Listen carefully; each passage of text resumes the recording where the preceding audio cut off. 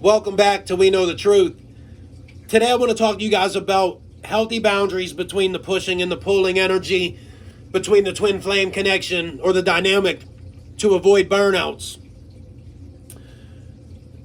Once twins are both conscious to the connection, where they're both enlightened to the twin flame bond, they both become more invested in the connection. They both become more invested in the outcomes, and they both kind of overextend more to one another to try to be there to help each other energetically, because you guys are helping each other energetically and sharing everything together when you guys are now one entity together.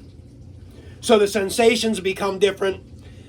You can tend to start to feel the shifts in your counterpart's energy when they might shift more into a feminine dynamic where they're giving you more care.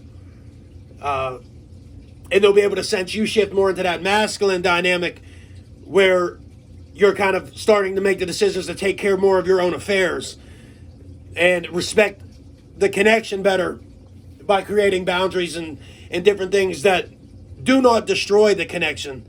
They approach this connection in a grounded, healthy manner, and what they do is they strengthen the bond as we both go in and are starting to do more inner work and self-reflection and energy work and spiritual work to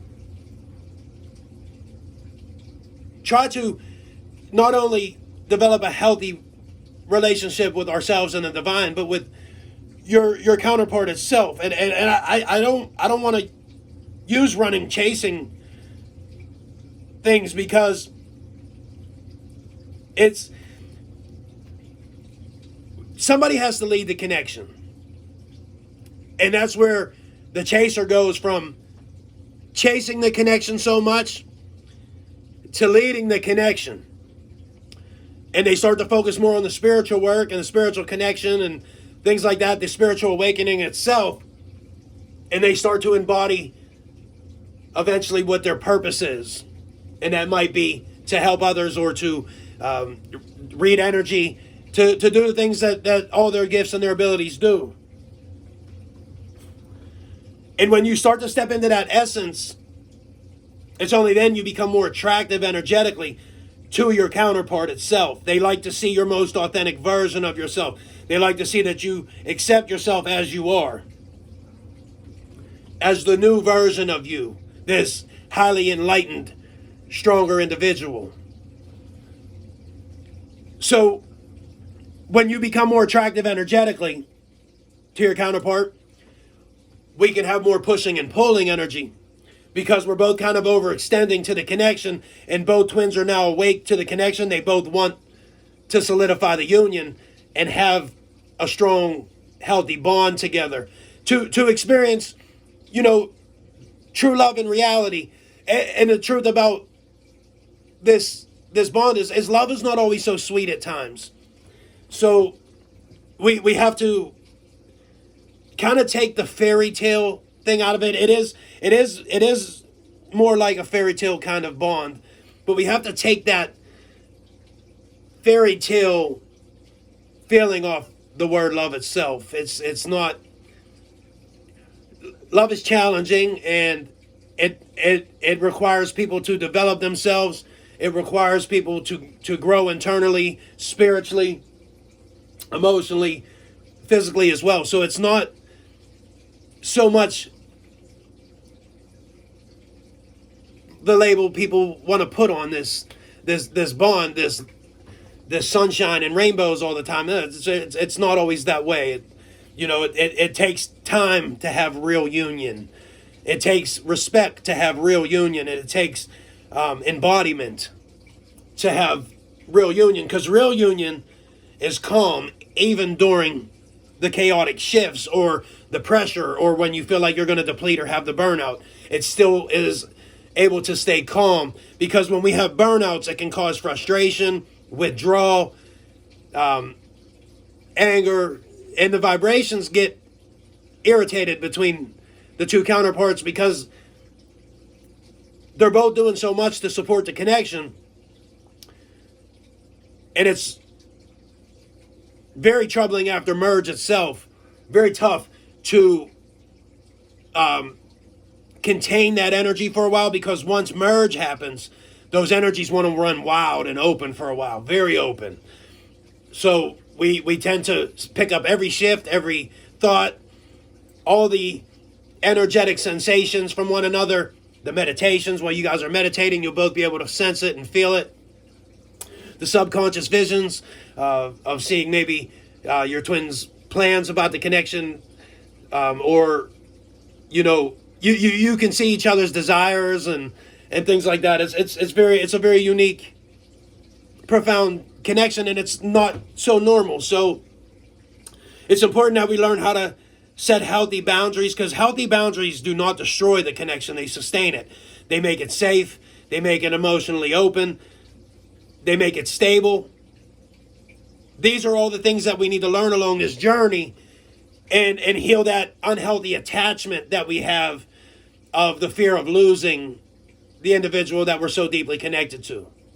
Because you can't lose the soul connection once it's tied. It's set in stone.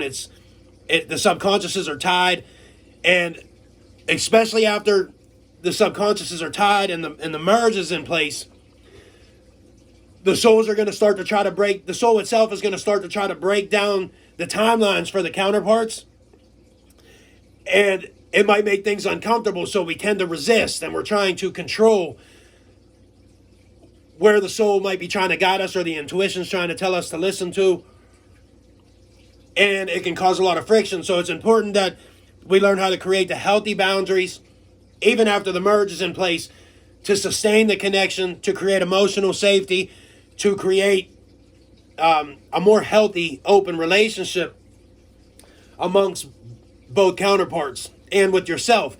Because you're stronger energetically if you had that chasing energy in the connection. And the whole reason that your twin runs in the first place is energy. It's not your core abandonment wound. It's not your inability to be self-sufficient. It's not anything other than energy. It's good to heal the core wounds, and it's good to do all that energy work and clear the chakras and do all that stuff. But this is really a consciousness journey. So it's an awakening journey. So when you go from chaser to leader and you start to lead the awakening, then the counterpart itself starts to take the journey of ascension as well. And it is a consciousness journey. So they respond to your consciousness. So if you wake up tomorrow and go, it's time for me to get extremely disciplined, your counterpart's going to kind of shift that way. You know, that you're shifting with them. After the merge, you're feeling all the shifts. You're going to feel more shifts. And those shifts can lead to burnouts. So it's important that we learn how to create healthy boundaries between the connection itself. And I'm talking healthy. So the way we set it is, we say you're here, I'm here, we're connected here. This is a healthy boundary. This leaves us open to communication energetically, but it keeps us from energetic depletions. Because you can drain the life out of your other half energetically, and they're exhausted. You're exhausted. Your impatience is causing more friction. The healthy boundaries cause a calm, grounded manner inside this connection, where we can approach this in a better, healthier way for not only your physical health, their health, and that you guys aren't hurting each other with the overextensions and the overextension of the commitment and the attachment to the connection. Twin flame energy can be a blessing and a burden at times, because love is really not so sweet. It's really not so sweet all the time. And it takes a lot of work.